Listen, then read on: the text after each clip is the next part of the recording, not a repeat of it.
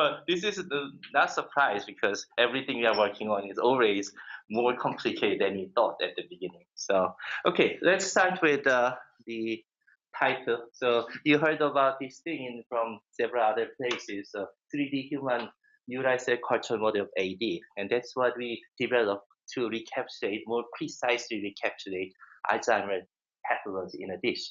So today I'm going to show you how we developed it and our recent progress towards more comprehensive AD brain models. And then in the last section, we'll show you our efforts how to convert this model into the drug screening system to find the cure for Alzheimer's disease. Okay, let's start with Alzheimer's disease, and some of you know very well. These Alzheimer's diseases have two major key hallmarks has been known, which is the amyloid plaques and neurofibrillary tangles. And amyloid plaque is found in the patient brain, and this is the aggregate of these amyloid beta peptide in outside of the neuronal cells.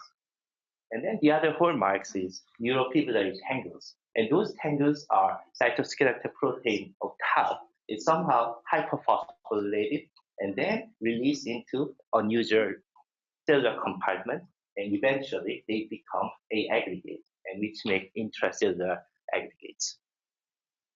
And in Alzheimer's, so we always start from these hypotheses, which is really framework of how we understand AD pathologies. So this is beta amyloid cascade hypothesis. And this is very simple hypothesis, which has been here for more than 25 years. And recent failure of clinical trial actually challenges a lot about this hypothesis, but still a lot of evidence strongly supports this is really the framework of Alzheimer's. And this is very simple hypothesis, either familial mutations of Alzheimer's or the decreased delayed clearance of amyloid beta, and there are excess accumulation of A beta peptide, which leads to amyloid plaques. And that triggers vicious pathogenic cascade that leads to synaptic failures and neural injuries and microglial activations, and leading to hyperphosphorylation of tau, and which make up tangles. And then there should be widespread neurodegeneration.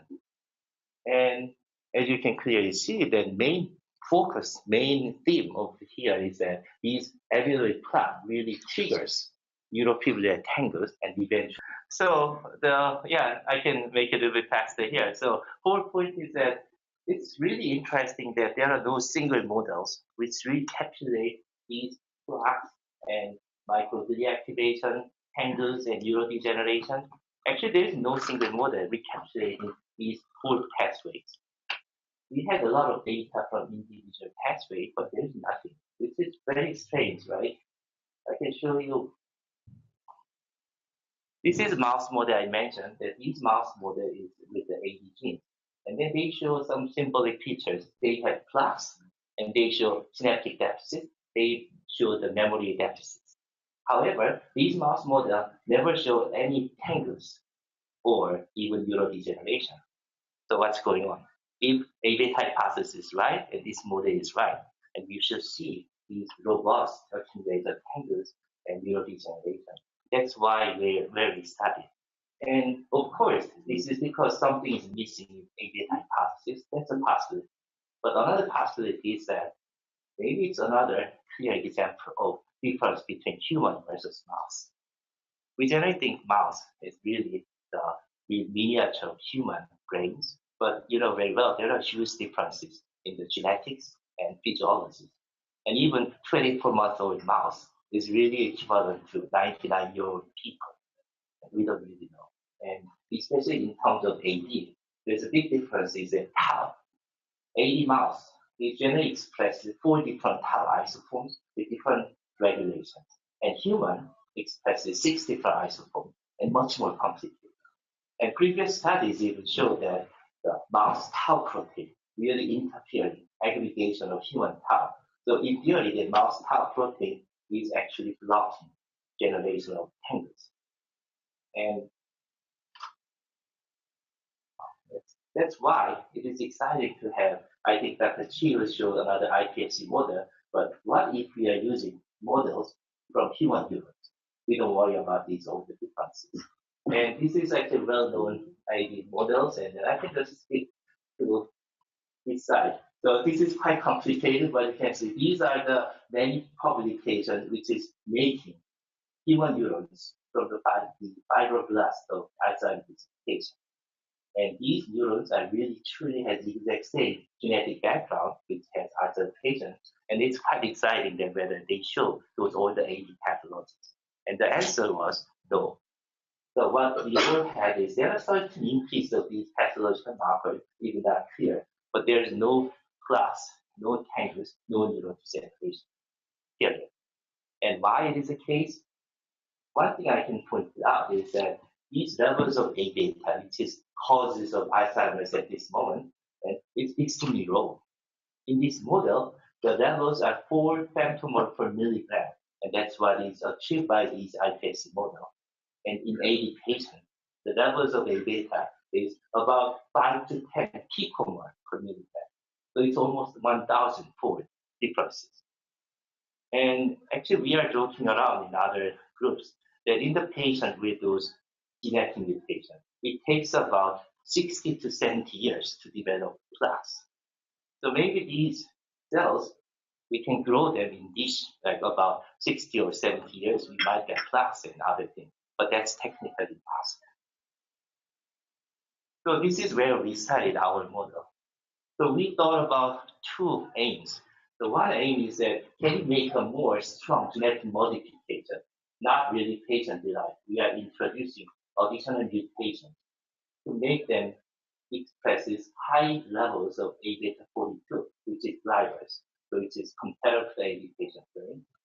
And then second, we actually use the 3D culture model, and I'll explain why we have to use it, because this was not really designed at the beginning, but technology using the 3D culture system, and we use this not because of making neurons more mature, but more like accelerating A beta aggregation. So these all two tools are these ideas. Is it possible to make AD pathology more faster in this model? Because we cannot grow them for 60 to 70 years. And how we can do that? And this is from the biology of the Alzheimer's. And this is how we got pathogenic A beta 42 in a neuron.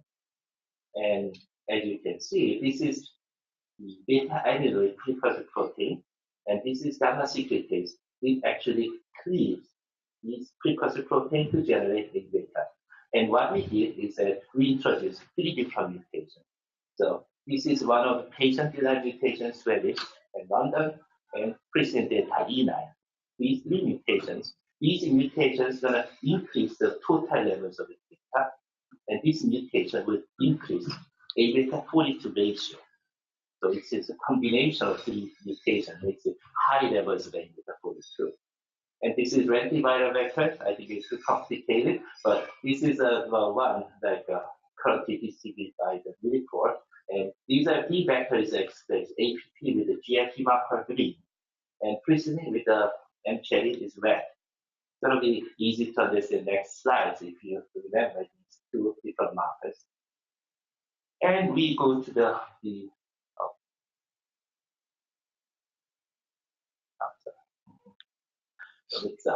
So, and then we are very excited. And then when we first make these genetically modified cells, and we grow them in the conventional 2-dimensional cell culture system. So as you know, in cell culture dishes, the neurons are differentiating in the bottom of the plate. And then these are cell culture media, and then they start differentiating for 6 to 8 weeks and more than that. And what we found is after 42 days or even 6 months, we do not see any plaques, any tangles, nothing. It is interesting though, we see huge amount of soluble A beta species in the media, but we cannot detect any plaques or tangles. So initial failure was very, very hurting to us. And our postdoc who work on this project is almost like in the depression mode, because huge amount of work, high amount of A beta, why they are not making pathological change. And one thing we realized is that what we've been doing is that in this culture, we are changing these media every 2 to 3 days. So what is actually happening was that we have a pathogenic A-beta secreted out the media. And then, unlike brains, we are washing it out every 2 to 3 days. So we are actually clean up A-beta by changing media. So that was actually very we always do. So what if we are making them in the 3D culture condition? So these are the native cells. In these culture conditions, cells are differentiated in the shell. And then most importantly, those secret A-beta is accumulated inside the gel and make a high concentration to make an aggregation or pathogen cascade. So that was the whole concept of 3D culture. And these 3D culture would accelerate A-beta accumulation, and that would lead to the more robust pathogen changes. And I think this is probably helpful for some of the researchers. So what we designed is 2 different types of 3D cultures, which is so-called 3D thin layer culture and thick layer. Especially thin layer culture, this is just 200 to 300 micrometers, and you can make it in every single well. And this is extremely easy. And then makes about 53 cell layers, and then you can do a lot of applications. And recently, it's not published at that time, but we are even extending this scale into the 6 cell plates. As you can see, there are no secret ingredients here, just the plain culture dishes. And then this gives you enough amount for the biochemical studies. And if you need a huge amount, in the end, you can even make this thick layer culture. This is about 4 millimeter thickness, size of mouse brains. And then you can grow them, and you can do the biochemical analysis, but also you can do parking sections to see what's going on. It's almost like small mini mouse brains. And this is one of the first data, and this you can appreciate here that this is 3D reconstituted human neural cells, and this one is differentiated for about, I think it's a 6 months old. So one of the advantages of 3D culture, unlike 2D culture, they can stay very longer. In 2D culture, IPS is well known that after 7 to 9 weeks, cells start detaching from the bottom and they wash away. But in the 3D culture, they are really tightly making connections together and they can grow very old. And then this is first data we are very excited about. So now you can appreciate these A-beta aggregate like things in the middle of these networks. This is these sections. It's quite exciting for us because we never see this with the 2D culture model. And 3D really makes them this condition. And this is another the A-beta flat staining, but this is from the thick layer culture, you see, and then you cannot see through it because it's very thick. So we need to do parking section to cut it out. And then you can also appreciate this is the A-beta aggregate. And if you're looking at here, this is neurites network. And when there's A-beta accumulates there, you can see flags. So it's physically make it push out those neurites out of space. And so this is a very tight aggregate. And so another interesting thing is that this methodology is applicable to not only red cells we have, those are stem cells we use at the beginning, but it's applicable to all the iPS-derived cells. And this is one of the examples. This is LPNES, the iPS-derived human derived stem cells. And this is I think this is 4 months old, 4 months old differentiated 3D. And you can see these human iPSC in the 3D is robust connections inside without any problem. So this 3D culture methodology can be also applicable to the iPS-derived. And from here, I'll just cover up some our new progresses. Don't worry too much. We're not going to cover everything. We're going to go one by one some of these topics. But today, I really want to focus on the AD exploration. So we'll show more of these kind of sections. But let's start with the single-clonal human stem cell models. And this is the single-clonal. So when we first published 2014 our AD stem cell models, one of the technical limitations is they are very heterogeneous. And heterogeneous cell cultures, they have a lot of issues, especially it's not really consistent, reproducible, drug testing, genetic, a lot of problems. And even you cannot distribute as a cell models because every time you have it, there are changes. So this is thing.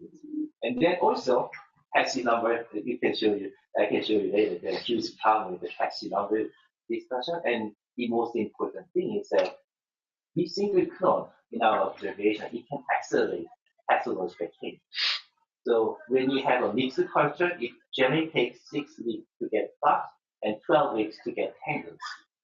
But in the case of single-clonal line, even you can get the plaques within 4 weeks, and 7 weeks is enough to get robust tangle pathway. And it seems like this is really not very important, but in terms of drug screening and other models, this is really big differences. And this is how it does. And I can skip these. And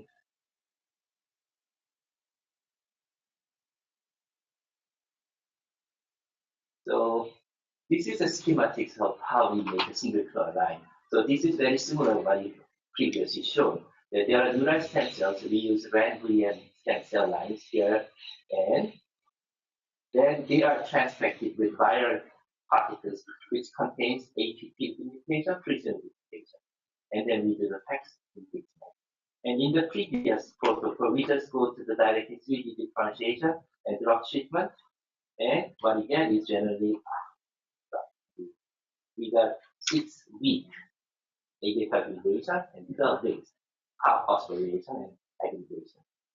But what we did is that we added one more step, which is in here we do the PEX assisted single cell clone, which is making everything in the single cell organisms. And this is one of the data we have. So we can see these 96 well, and these one is colonies generated from single cells. So these, we actually generate a lot of protocols to make this work. It's not that easy work, but we actually made it work. So these are the cells from single cells, and these are the validation. As you know, our cells are very robust. So we can just take out 10 microliter of media, and you can see A beta in media very robust without using kits. And this is one of the examples. The single cell is really beneficial to get more homogeneous robust cells. This is one of cell line we published 2014 in Nature, and you can see that these green is APP and red is pristine. So cells generally do not like expressing pristine APP together. Why? Is because they are generating accelerated APP. So in the end, we got these mixtures, some of cells very high pristine, low APP, or low high. And when it goes to single cell, you can see everything consistently expressed. And as a result of that, our most single clonal line shows much more higher A beta level and ratio. And the other really advantage here is that you can see here that these are really AD cell lines, very similar to total A beta level. But you can see A beta 42 levels are very different in this cell. So this cell line, like for example, A5 represents very early stage of Alzheimer's. But these cell line H10 in the same condition, then they show robust aggregation of A beta and tau patterns. So this is really great advantage to testing drug, because you can test drug in the different stages of Alzheimer's. Yeah. Okay, this is one of picture from there. So you can see there is a red is neurite, and then this is control cell. This is mild model, and then this is more stronger. But you can, I just want you to focus on these the high stage lines, and then these green is A beta aggregation, and these this blue is A beta aggregation, and this green is just PFP, and this is MAP2. Red is MAP2, and we can see this combination. So we can clearly see that these neural network, there are A beta accumulation generated. And one more interesting thing is you can see these surrounding neurons, there are dystrophin neurons here. Those all the dystrophin neurons around. You can see these are dystrophin neurons around there, and you can see those neurons are going around. And this is very similar to what we learned from Alzheimer's patient brain. So there are plaque generation, and generally we see very dystrophin neurons around the plaques. And we did the biochemistry, always confirmation after confirmation. This is another example. This is from the 3D gels. And you can see control, there's no A beta, but in the 7 weeks, just 7 weeks, and AD cells, and there are different lines, but there are robust accumulation of A beta, not only monomers, dimers, trimers, tetramers, even hexamers. And this is SDS resistant aggregates is the sign that A beta is really aggregated into patch cell forms. And this is EM studies. And you can see that I can just go directly here. We can appreciate these fundamental structures. And this is the particles, immunovoid particles, recognizing A beta specifically. So you can appreciate these aggregations. It's not like just the mix of all the A beta, but they are really making structures which you can see in Alzheimer's patient brains. And I can say that this is done within 6 weeks, and this is really accelerated in the single-clonal research to show much more robust pathology. Let's go to the neurophysiologic tangles. It's a little bit complicated, but because Dr. Chu is here, I want to show this data. So in the case of tangles, I mentioned that it is important to have right isotopes of tau proteins. And in that case, these 4-repeat and 3-repeat tau is two very important players. This 4-repeat tau protein is isoform you can find in the other brains. And 3-repeat is only in the ambulatory brain. And human brains, these are the 1-to-1 ratio. In mouse, there's nothing here, very strange. But problem we see is that in the older human iPS-derived neurons, we got really very small amount of 4-repeat tau. And 4-repeat tau is very essential for the tangles. They are really making aggregation. But in our current technology, we cannot make them with those more than 1%. That's the limitation. But really interesting thing is that with combination with 3D culture system and with our RAM-VM, the neural stem cells, we actually can achieve almost the same levels as shown in human brains. We think that's why we have a success in the recapturing tau tangle pathway in this model. And we think this is something to do with the stage of neural stem cells we are using. Because the answer we used was from the 6 months old human fetus. And this is generally late stages, and they have more capacity to go into the mature neurons. And we're still looking for some iPS-derived neurons that make these things possible, but we really having problems finding this type of patterns at this point. And this is the tangles, and how you can see neurophysiologic tangle. We have antibodies. These are the antibodies against the pathogenic hyperphosphorylated tau species. And this is staining. You can see these are control cells, and these are really low magnification right now. And you can see these AD cells are robust increase of this staining. And this is a high resolution, so you may appreciate a little bit, but you can see the accumulation is in the body and neurites. Resolution is not that great. Maybe I can go to these pictures. So this is a little better resolution, sugar color. Again, this is pathogenic tau red. And you can see there are certain cells have those accumulated pathogenic tau. And here. And one thing also we found is that most of pathogenic tau accumulation leads to these dystrophic neurites. You can see neurites are unusual. So it actually seems like when the neurites have high levels of tau accumulation in the tangle, it seems like the neurites also degenerate at the same time. And this is not really surprising because that's what we think as a tangle pathway is connecting to neurodegeneration in Alzheimer's patients. And this is Western blot. So a little complicated, but here again, this is another really big achievement in our view, because in our older cellular model, even mouse models, it's very hard to find these detergent insoluble. So these are the really Sarkozy detergent insoluble, very tightly aggregated forms. We can only see a lot in the human brain, but not even in the mouse model. But you can see here our model, and then you can see these top models have huge accumulation of these top protein solution, which really suggests that this really leads to aggregation of top protein in the fish models. And again, the resolution is not that great, but we can see that we analyze with the EM, with the previous fractions. These detergent into fraction was resolubilized and then undergoes to the EM, electron microscopy. And you can see these filament structures, and you can see not only filament structure, but you can see these twists between each helices. So as you know that tau tangles, the European tangle, there are several structures, but well-known structure is PHF, paired helical filaments. And that's actually signature of tau aggregation. And if you are looking at this, it's average of pitch size about 120 nanometers. And this is type you can only see it in Alzheimer's patient brains, not in the other tau pair. So that's another confirm that this model recaptures closely those tau pathology things. And this is another immunostaining, but we can see these parameter structures and these immunoparticles nicely show. Again, this is for the first time in the human model. Other models cannot recapture these strong aggregations.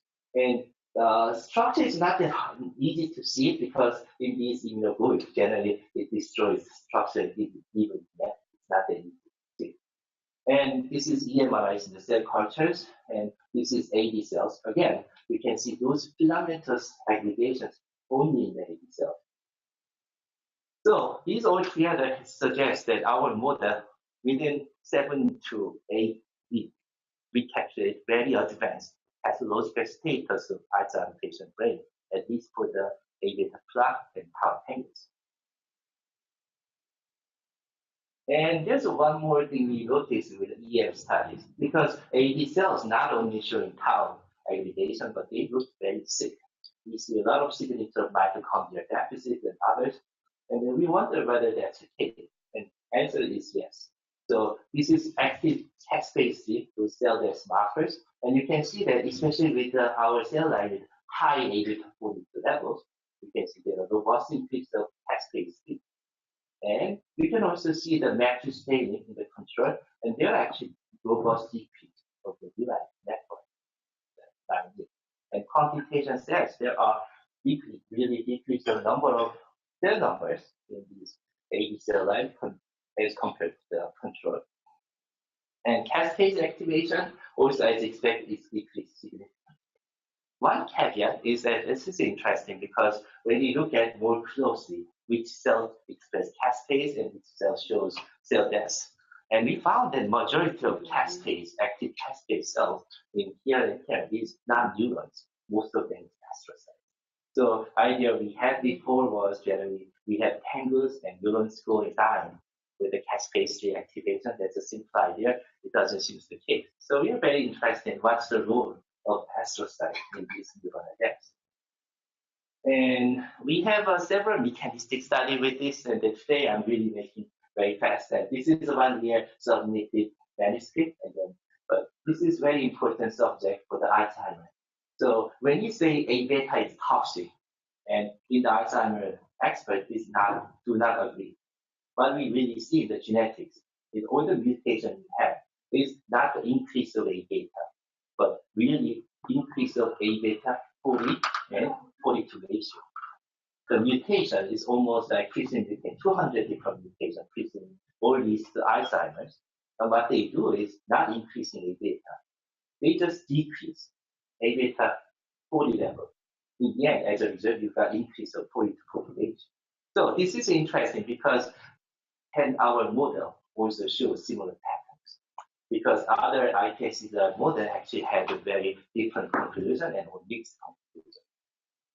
So we decided to go on, and then again, this single-clonal line is really super nice because we have these older single-clonal lines with very different A-beta ratio.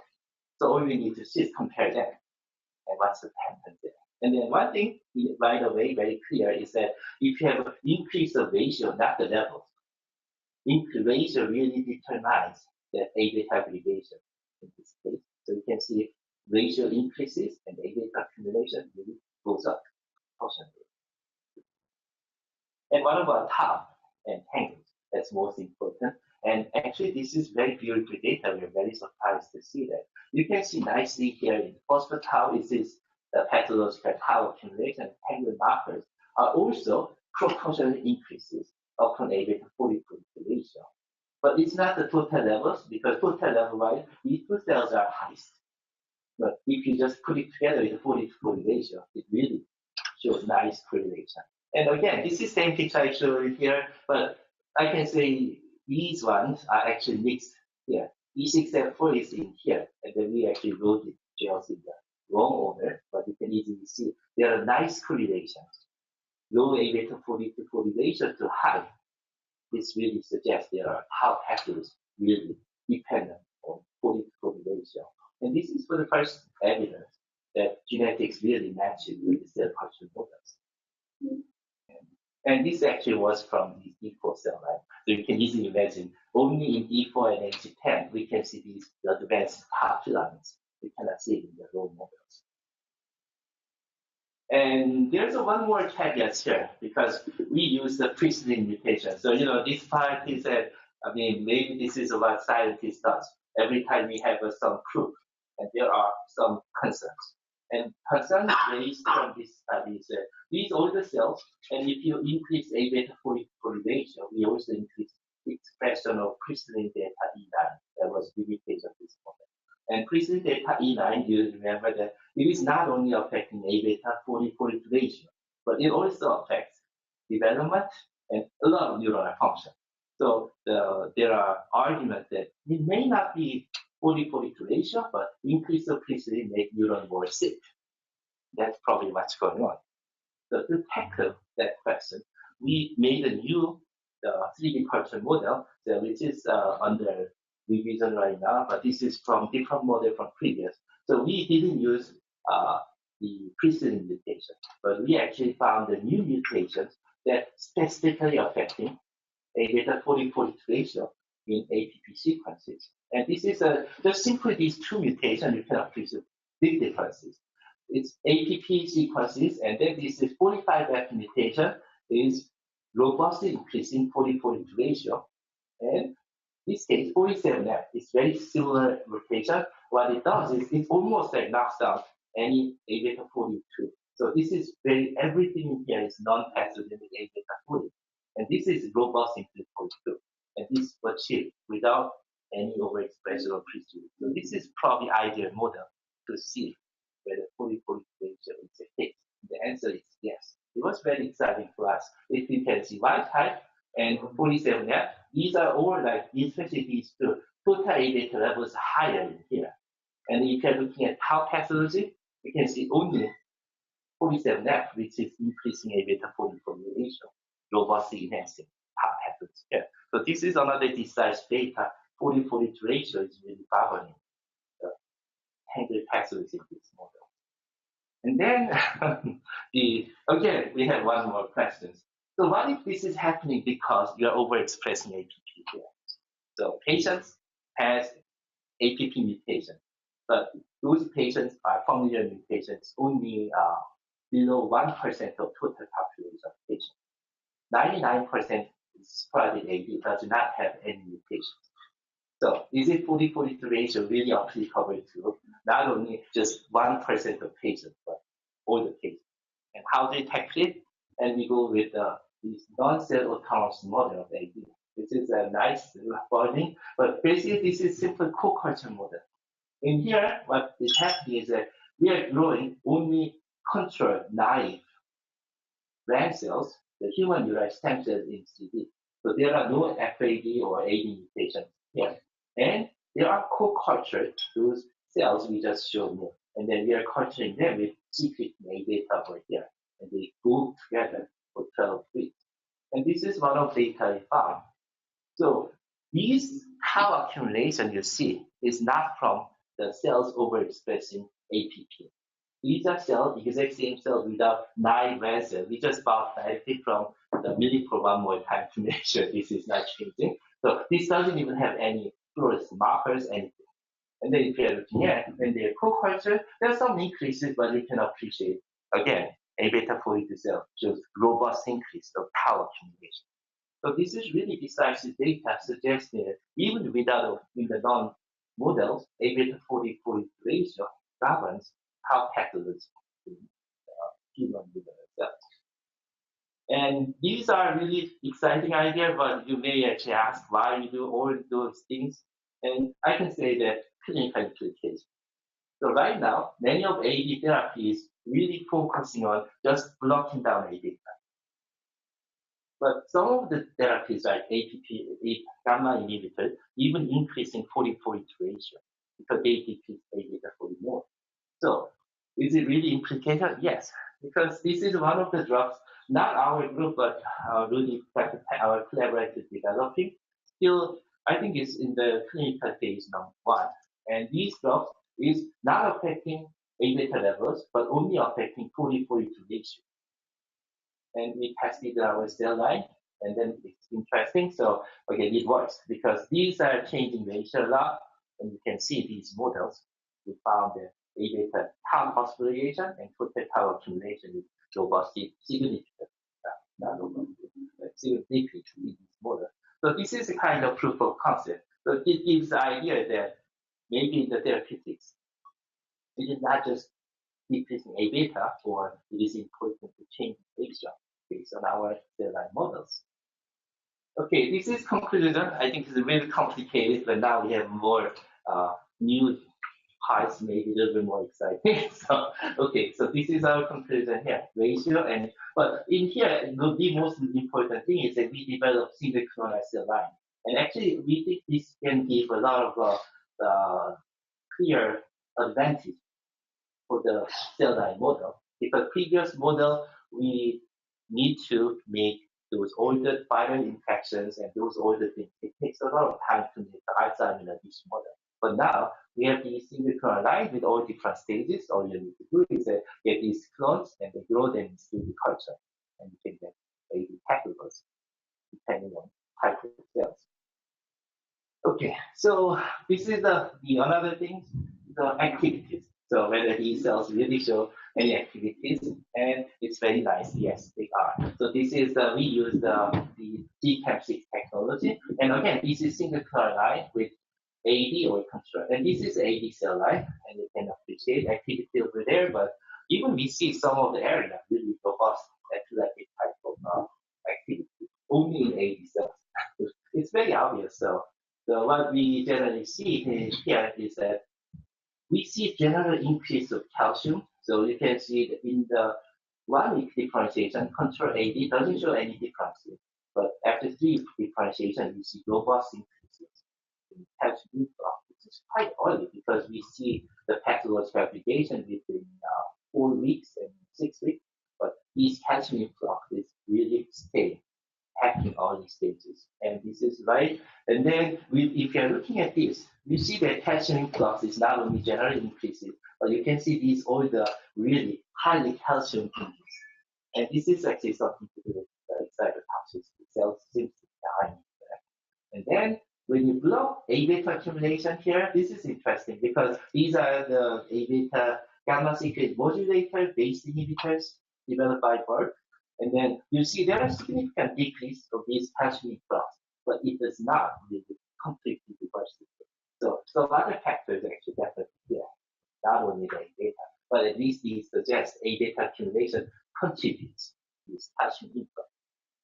And we actually work with Mechanistic to make Alzheimer's in a chip model, but you can see here, these are the temporal activity changes, and you can easily see that AD control versus AD, you can see these cells, they are really hyperactive.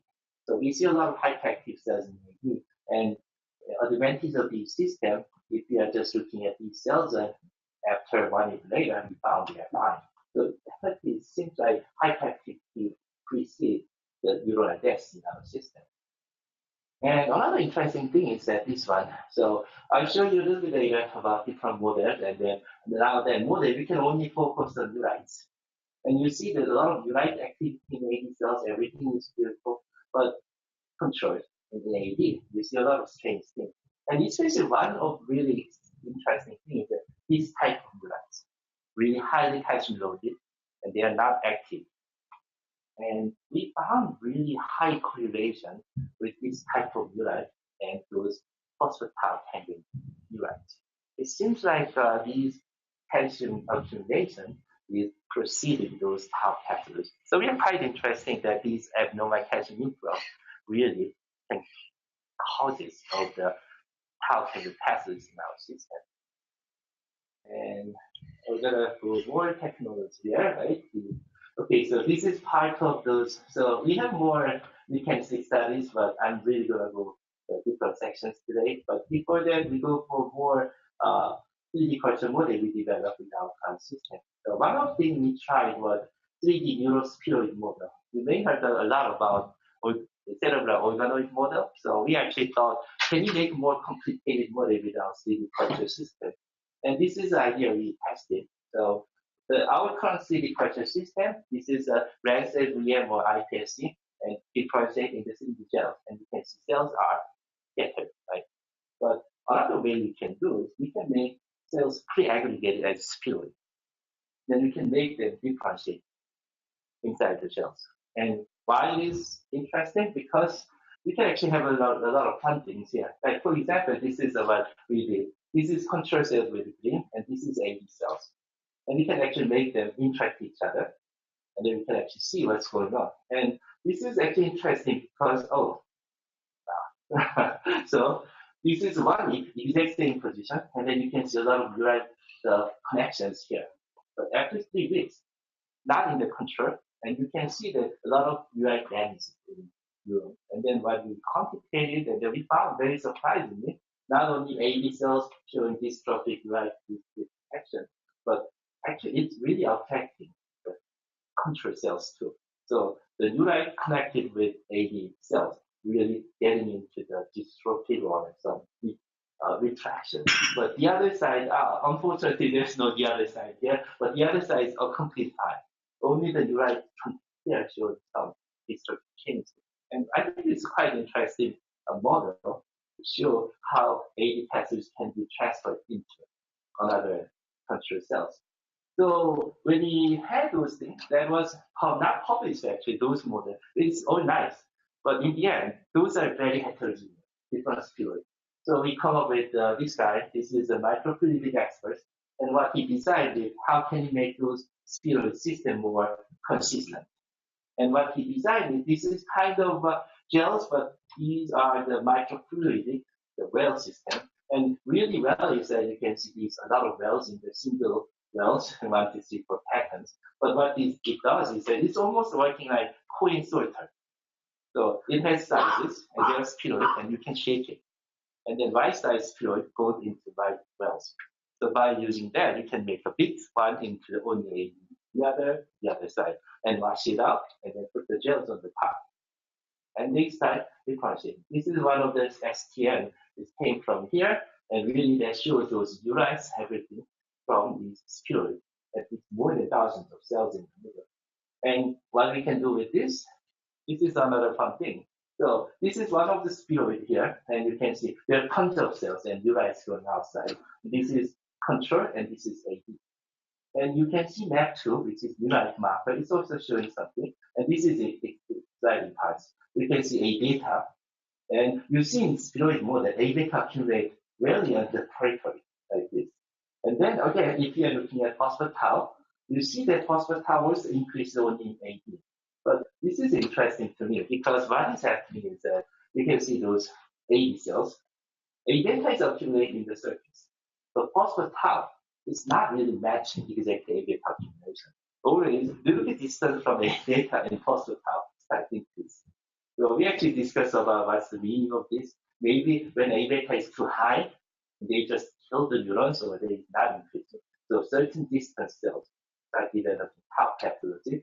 And this is another advantage of these more complicated models. And data will not be shown here, but we also see this is red cells, but even these immortal human stem cells, we found everything in the surface goes into neurons. But in the center, we found a lot of astrocytes. So it's really heavy layer system that the other spheroids. Okay, so next, let's go to more complicated. And this is the tree culture model we published last year in the Nature Neuroscience. And this is the idea here. So you already remember that we mentioned microglial activation in AD pathogenesis. So that's so-called gliosis, very important. But we cannot make microglia in our neural stem cells because neural stem cells generally can go only into neuron or astrocyte and possibly oligodendrocyte in plant cells or not other systems. But they cannot never make microglia or those immune cells. So we need to add it later. The problem with that is that if you differentiate them together, it's almost impossible. So we need to add it later. And then that's a very big challenge because there are a lot of artificiality as well. So how do you make those complicated systems? So we work with Dr. Han-Sang Cho and Joseph Park. He's in our lab, and Han-Sang is in the other system. So what we generate is that these sophisticated microfluidic systems. And this microfluidic system, you can see central chamber and peripheral chamber. And this central chamber, you can find the AD cells just show 3D culture. It's in the gels, and you can have neuron associated differentiated. And in the peripheral chamber, this is red, and there will be human microglia cells are added. And then there are very small channels here. Those channels are designed not to make any cells going just through it by accident. Only active migration can make them. We can show you later, but they need to change the shape to pass through these channels. And another advantage here, now you can maintain different media in the peripheral chamber and the central chamber. That's another very important thing. You don't want to mix neural media with the microglial media together. That's going to kill both. And this is one of the examples. So this is a red T cells control TFP cell, and this is the A2. This is mild AD model, not even robust model. And then you can see here, day 2, day 3, these red human microglia as reported immortal microglia cells. We can easily see that those huge robust infiltration of these cells inside the cells, and it increases a lot of cytokines and others. But another very interesting observation is that they not only go there, but they start killing the neurons. So we found within 7 days, about 30 to 40% of neurons are dying. So it's very robust model, but it's not happening in the control cells. Even we have another model, I cut it out because it's not published yet, but we showed it in the previous meeting. So even we can add the control cells with the microglia. Microglia is not killing any cells. Really, it seems like it's only activated in AD condition.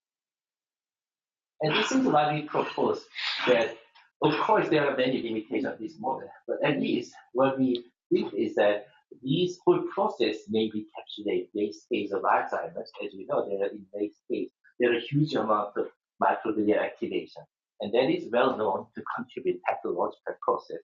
So now, previous model really does not show robust cell death, but with the microglia, now we are having these all the gliosis pathway. So what I think is this may be a very unique model to study how to blocking microglia reduce AD pathology in the patient's brain. That's what we are excited about. So there's a lot of study going on here, but today it's too much. We're not going to introduce a lot, and I'll go directly to the drug screening. Okay, so when we first made those single-clonal and all the things, and we really thought about these models for the human drug screening. The reason why is that AD transgenic mouse model, you can make, let's say that we are retesting all the 1,200 FDA-approved drugs. And then we need more than, I think, 10,000, and 5 years is true. So, and this is huge amount of money and others, so it's never been done. So you cannot even imagine. But if we think that our 3D culture model, we capture those pathological markers, like the AD, we can actually finish the exact same thing within 3 months. And so 50 plates is not a big thing, but we also had the 384 system, and that just takes about 13 plates. And we calculate cost of the 3D culture we are doing, and then our calculation in the 96 well, it costs about $87 per plate until the treatment.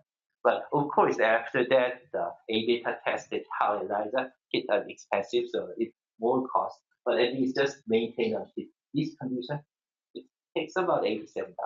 That's not bad. So of course, there's no human labor inside, just materials. And what we did, that time that we are very generous, the funding from the Pure Alzheimer's Fund. So they are really excited about pushing forward our system into drug testing, especially we proposing all the FDA-approved drugs. So we have these consortium still ongoing. So we have additional 2 years study right now. And this is the idea. Before going there, so Louisa she's the one like head of this 3D drug screening team.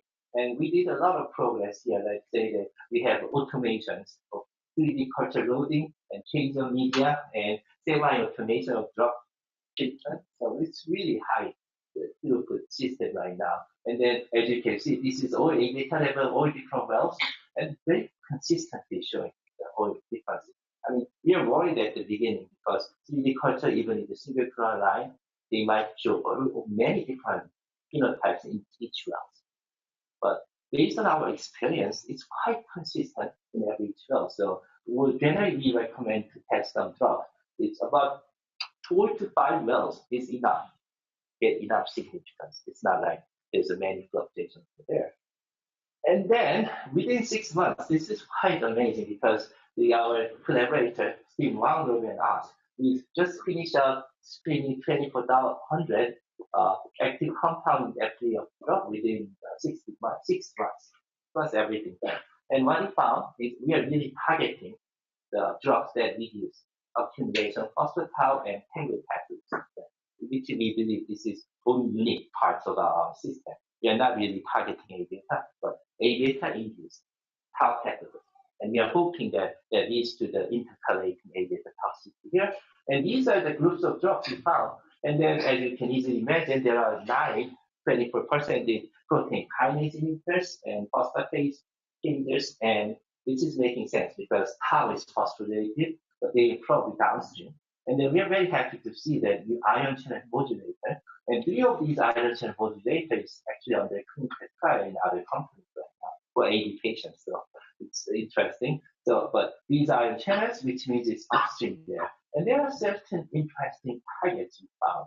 And even we found GSK3 beta inhibitor, which is bio, and then we found sigma, it's from sigma, a beta fibrin inhibitor. Actually, IND people didn't know about this, but there are sigma cells somehow a beta fibrin inhibitor, and they actually show nice efficacy in reducing phosphatide in our system.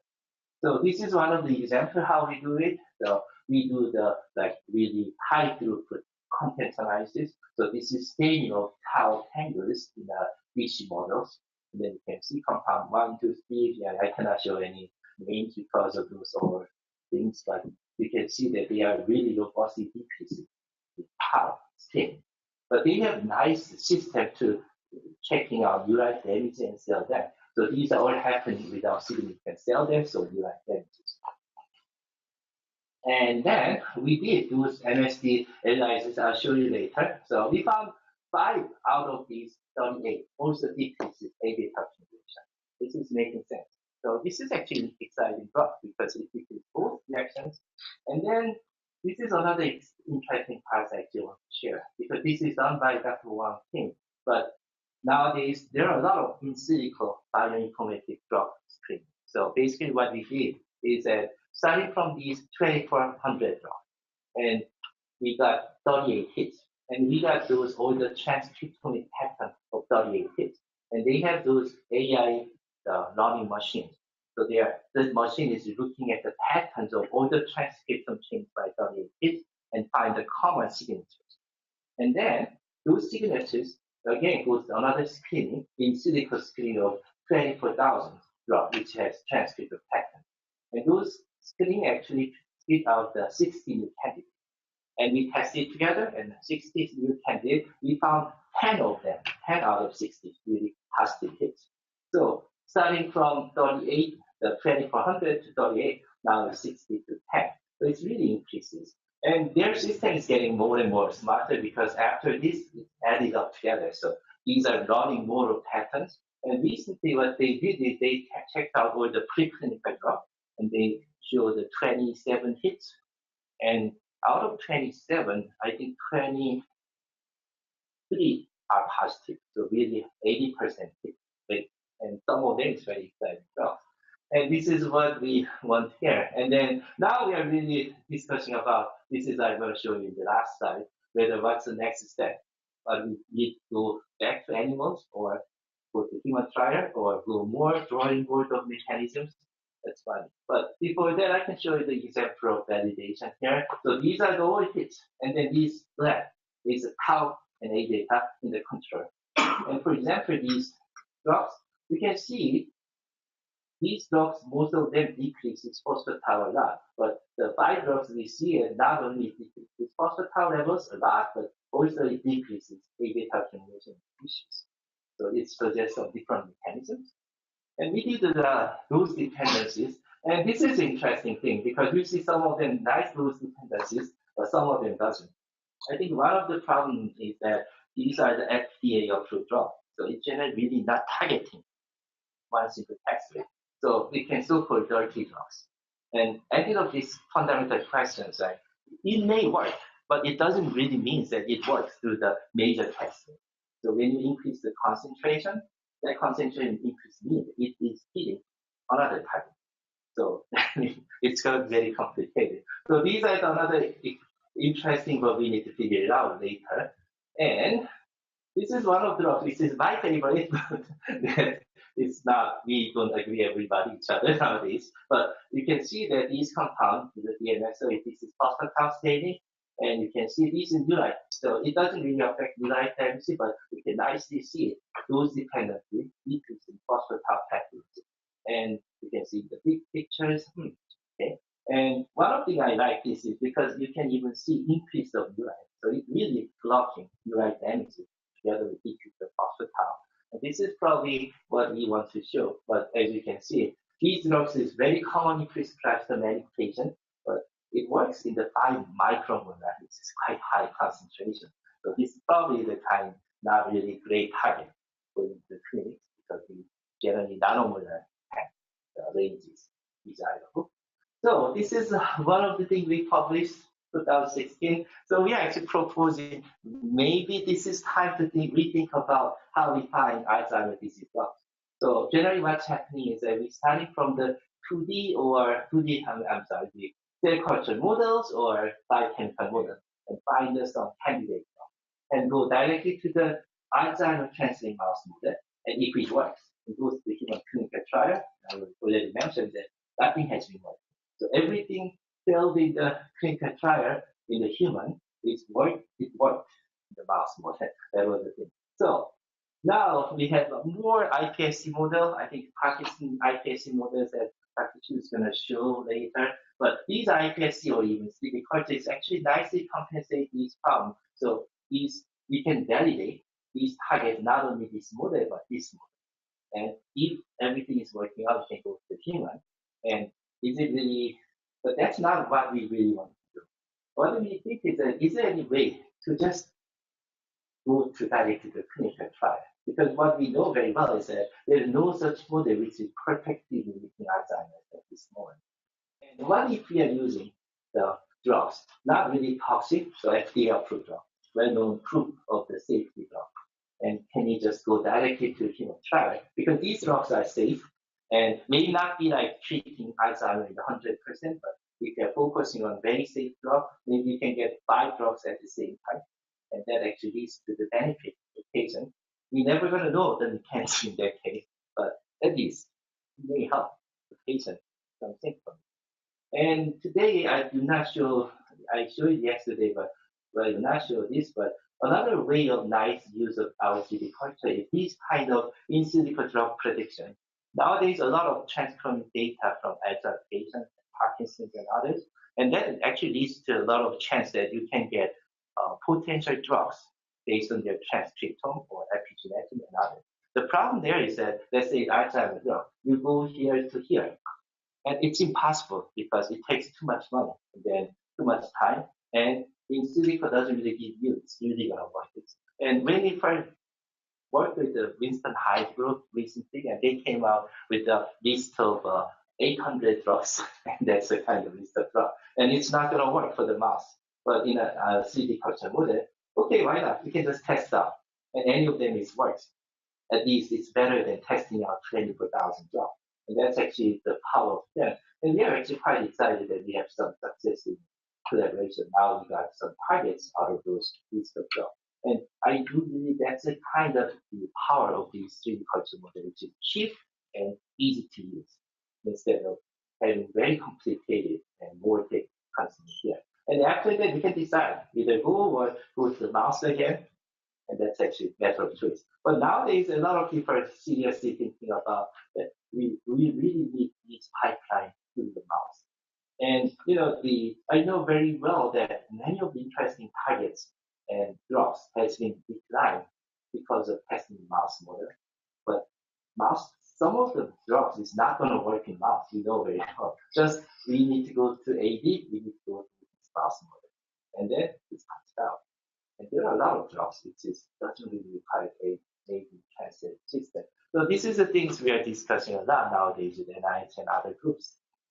Okay, so I can just show, you can easily see this work is not done only by lab. So my lab is just small numbers, but you can see we have a lot of collaboration with all the other members. And I'm very confused that which one is my lab and which one is the other labs. They are all connected to each other. But you can see there are 3D culture teams, and there are the drug screen team, there are tree culture team, and bioinformatics team. So there are a lot of groups that are working very close together. And I would say that thanks to this guy, Dr. Tanzi, is really visionary. So he's the one really pushing forward every group into the direction, and his goal is to find the cure for Alzheimer's.